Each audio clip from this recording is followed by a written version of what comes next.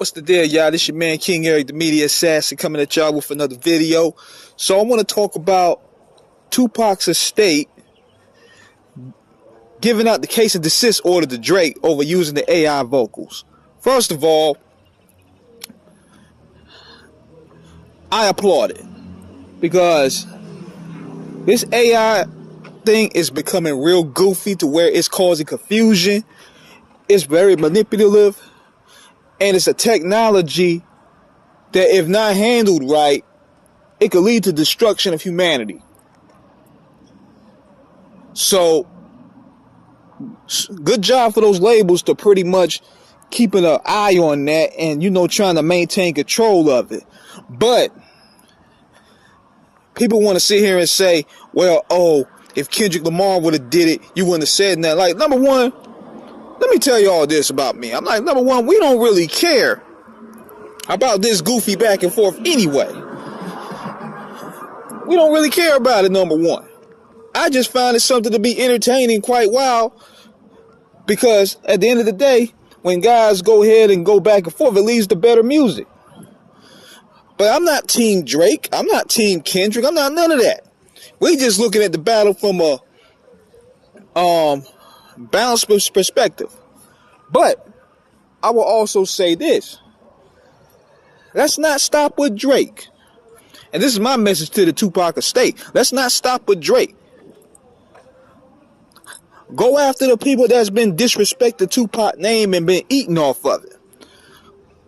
And a lot of people sitting there talking about, how you gonna sit there and say this is a win for the culture, Drake is doing this, that, and the third, but yet you sitting there, you cheering for Wack 100 when he disrespecting Pac on a regular basis. You're cheering for Charleston White, you're cheering for Goose like that, and at the same time, you want to sit there and come down on Drake, but yet everybody using this goofy shit. Everybody's on goofy time when it comes to Tupac's memory. All these bloggers take the same energy going after Drake and go after them too. All these channels, the Tupac hoax channel, shut that shit down. Get all these people out of the paint. Like, if we really want to take it there, let's see how these channels can maintain without using Tupac's name. A lot of y'all will be out of a job. Number one. Because without Pac's content is keeping y'all bills paid. Y'all niggas over here buying mortgages, paying y'all mortgages off Tupac. Y'all buying Lambos off of Tupac. But if that cease and desist order come through and say you can't use this name no more, what y'all gonna do? It's over. But also I want to say this. I'm not solely on the side of his estate either. Big shout out to my man Risky. They pulling some dirty shit with him. And I'm hoping to get the interview with him soon to talk about that. For those who don't know who Risky is the guy that did the Machiavelli cover. He did Dash Dillinger's Revenge, Retaliation, Get Back cover. He did a lot of the Death Row covers. He did the artwork on All Eyes on Me. He did a lot of shit for Death Row. So when we get him on, he gonna really tell you the truth. And I noticed all of this fragrant shit started happening when Afeni passed, because Afeni was in charge of the estate. So now you got Tom Wheatley's involved. He don't really give a damn about Tupac, but he see it as a profitable name, so therefore he's not caring about the credibility, the art, and none of that. He see it as a profitable name. That's how they all do. But none of this disrespect was going on when Afeni was around. When Afeni passed away, that's where all this weird shit start happening. Every day somebody got a Pac story. Every day somebody disrespected his name or trying to even do what Drake is doing. Goofy shit. And we ain't letting Drake off the hook either. Like, you can't let these guys off the hook. But at the same time, the floodgates of buffoonery has been let open. We've been cheering for it. We've been laughing with it. We've been co-signing on it. And now this is the results.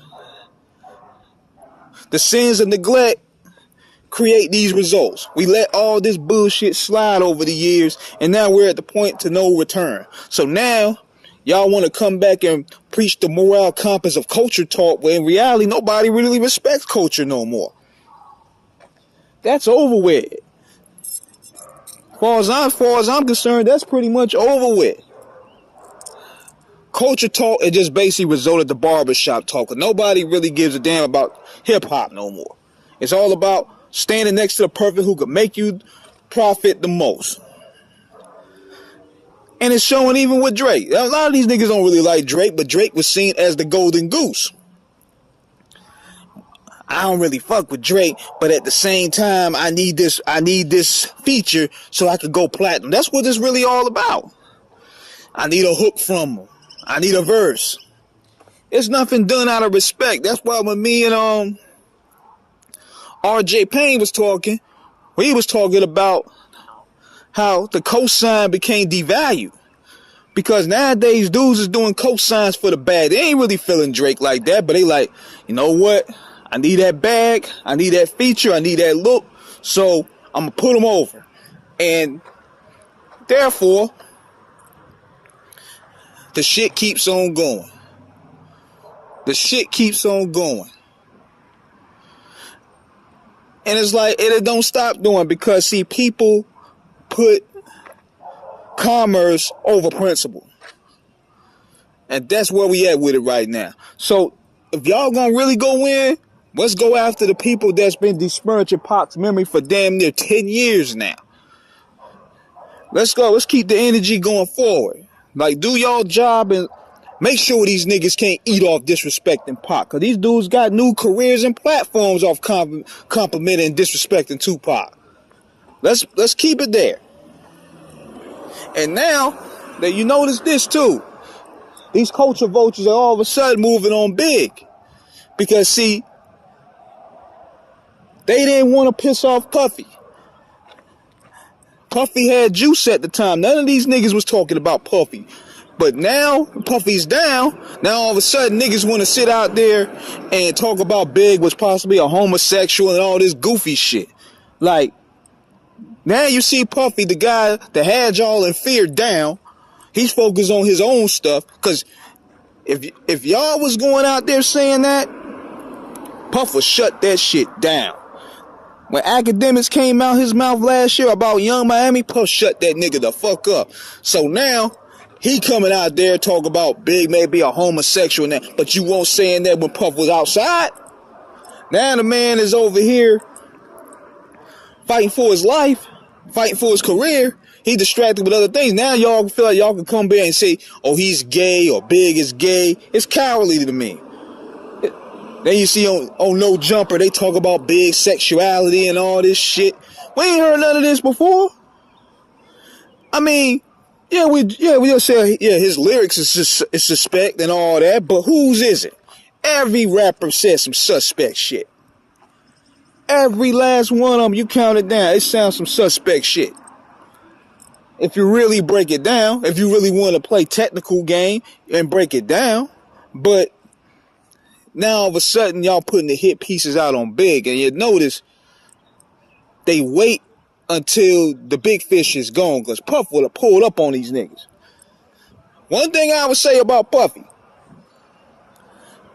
he'll handle business when he has to, as much as people hate to admit it. But see, now they feel that they're comfortable now. They could go ahead and make their little content. But that's my opinion about that, man. Like, I'm just saying, if everybody keep their energy across the board, we'll clean the game up in a better way. So this is my opinion on it. Let me know what you guys think in the comments. Subscribe, hit the like button. Peace.